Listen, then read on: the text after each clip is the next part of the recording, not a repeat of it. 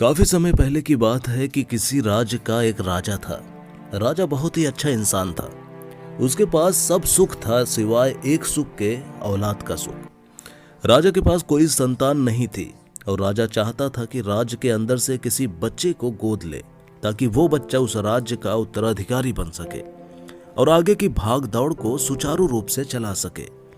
फिर क्या था, राजा ने पूरे राज्य में घोषणा करवा दी कि राज्य के सभी बच्चे राजमहल में एकत्रित हो जाएं।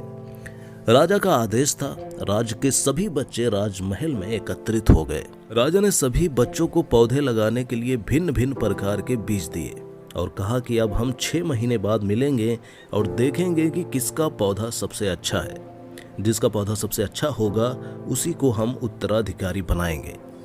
कुछ बच्चे अपने गमले में राजा के दिए हुए बीज को बदलकर अपने तरफ से बीज लगा लिए ताकि पौधा अच्छा हो, पर उन्हीं में से एक बच्चा बहुत ही ज्यादा ईमानदार बच्चा था।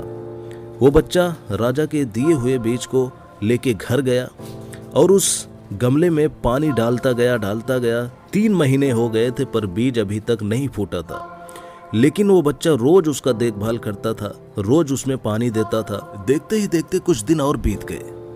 बच्चा परेशान होने लगा। फिर बच्चे की माँ ने कहा कि बेटा धैर्य रखो, कुछ बीजों को फलने में ज्यादा वक्त लगता है। और वो बच्चा पौधे को सींचता रहा। 6 महीने हो गए। राजा के पास जाने का समय हो गया था। वो बच्चा बहुत ही ज्यादा डरा हुआ था। सभी बच्चों के गमले में पौधे होंगे और उसका गमला तो खाली होगा, तो भला राजा क्या सोचेंगे, यही सोच रहा था वो बच्चा। और यही सोच के वो बच्चा डरा हुआ था। पर वो बच्चा काफी ज्यादा ईमानदार था। उसने बच्चों की तरह राजा के दिए हुए बीज को नहीं बदला था। सभी बच्चों के गमले में हरे भरे पौधे थे। तभी राजा की नजर उस बच्चे के गमले पे पड़ती है।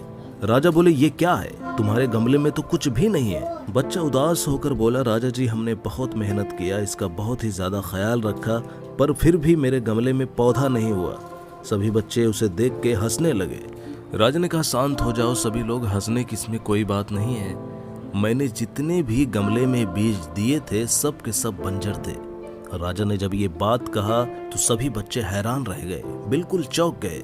राजा ने कहा कि सिर्फ यही बच्चा ईमानदारी से अपना काम किया है। फिर राजा उस बच्चे की ईमानदारी से प्रसन्न हुआ और उस बच्चे को राज्य का उत्तराधिकारी बना दिया।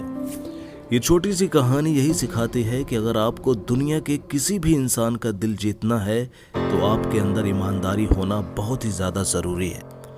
ईमानदारी से आप किसी का भी दिल जीत सकते हो। अगर वो बच्चा चाहता तो वो भी राजा के दिए हुए बीज को बदल सकता था और अपने गमले में पौधा अच्छा खासा उगा सकता था, लेकिन उसने ऐसा नहीं किया। वो ईमानदारी के साथ खड़ा रहा और अंत में जीत उसी की हुई।